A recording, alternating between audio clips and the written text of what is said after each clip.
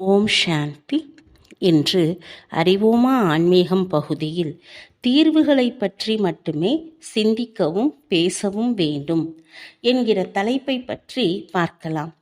சில நேரங்களில் நாம் சவாலான சூழ்நிலைகள் மற்றும் மனிதர்களை எதிர்நோக்க வேண்டி இருக்கிறது. அவர்களை கையாளுவது கடினமாக இருக்கிறது. ஒருவேளை பிரச்சனையில் கவனம் வைத்தால் வருத்தம் ஏற்படுகிறது, மன அமைதி கெடுகிறது, பயம் வருகிறது, குறை கூறுகிறோம், புகார் சொல்கிறோம். இவை அனைத்தும் நமது சக்திகளை குறைக்கின்றன. இப்படிப்பட்ட நிலையில் பிரச்சனைகள் பெரியதாக தெரியும்.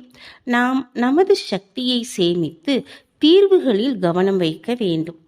தீர்வுகளை பற்றி அல்லாமல் பிரச்சனைகளை பற்றி அதிகம் பேசும்போது எதிர்மறை உணர்வுகளில் மூழ்குவதை உணர்ந்திருக்கிறீர்களா?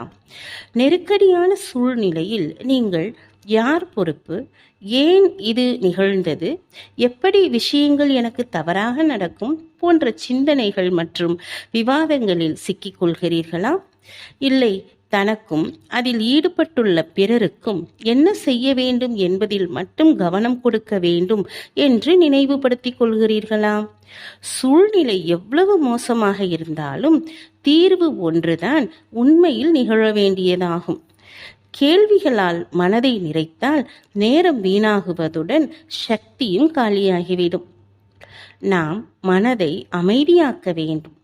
குறை சொல்வது, குற்றவாளியைப் போல் உணர்வது, சூழ்நிலையை குறை சொல்வது அல்லது ஒதுங்குவது போன்ற எண்ணங்களுக்கு அனுமதி அளிக்க வேண்டாம். இந்த எண்ணங்கள் நம்மை வெறுமையாக்கும், பிறரையும் தாழ்த்தும், சக்தியையும் அழிக்கும். இந்த அணுகுமுறை பிரச்சனையை பெரியதாக்கும். பிரச்சனைகள் பற்றிய விவரங்களை பிறகு சிந்திக்கலாம். உடனடியான தேவை தீர்வுகளை காண்பதாகும். பிரச்சனையை ஏற்றுக்கொள்ளுங்கள், அது ஏற்கனவே நடந்து முடிந்துவிட்டது. எனவே நாம் நிகழ்காலத்தில் கவனம் கொடுக்க வேண்டியது அவசியமாகும். தனது ஒவ்வொரு எண்ணத்தையும் தீர்வை கண்டறிந்து அதை பயன்படுத்துவதில் ஈடுபடுத்த வேண்டும். தமது பொறுப்பை நினைவில் வைத்து ஒவ்வொருவரையும் ஊக்கப்படுத்தி பிரச்சனையை தீர்ப்பதில் கவனம் கொடுக்க வேண்டும். இன்றில் இருந்து பிரச்சனைக்கு இடையில் இருக்கும் போதும், கடினமான மனிதருடன் இருக்கும் போதும் எனது வாழ்க்கை மிகவும் சரியாக இருக்கிறது, ஒவ்வொரு காட்சியும் அழகாக இருக்கிறது என்று தனக்குத்தானே சொல்லிக் கொள்ளுங்கள். தமது சக்தியை தீர்வை நோக்கி செலுத்துங்கள்.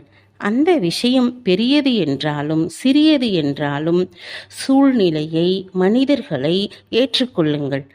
தமது சக்தியை காட்சிகள் அல்லது நடத்தைகள் பற்றி கேள்வி கேட்பதில் வீணாக்காதீர்கள். அது மக்களின் சமஸ்காரம் என்று தெரிந்து கொள்ளுங்கள். தமது கடந்த கால கர்மவினை என்று தெரிந்து கொள்ளுங்கள். தமது விதியில் தாமே இந்த காட்சியை எழுதியிருக்கிறீர்கள் என்று தெரிந்து கொள்ளுங்கள். தன் மீது, தன் செயல் மீது, தனது நடத்தையின் மீது கவனம் வைக்க வேண்டும். தமது நோக்கங்கள் மீது, அடுத்த காட்சியின் மீது கவனம் வைக்க வேண்டும்.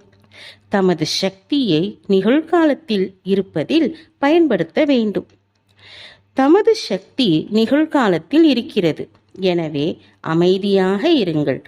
தீர்வுகள் மீது கவனம் கொடுங்கள். தீர்வுகளை பற்றி சிந்தனை செய்யுங்கள். தீர்வுகளை பற்றி பேசுங்கள். தீர்வுகளை உருவாக்குங்கள். இறுதியாக தீர்வுகளை செயல்படுத்துங்கள். சூழ்நிலையை கடந்து செல்லுங்கள். இதுதான் தீர்வு சார்ந்த இருப்பு மற்றும் நேர்மறை, மகிழ்ச்சி, ஸ்திரத்தன்மையின் சாவியாகும். ஓம் சாந்தி.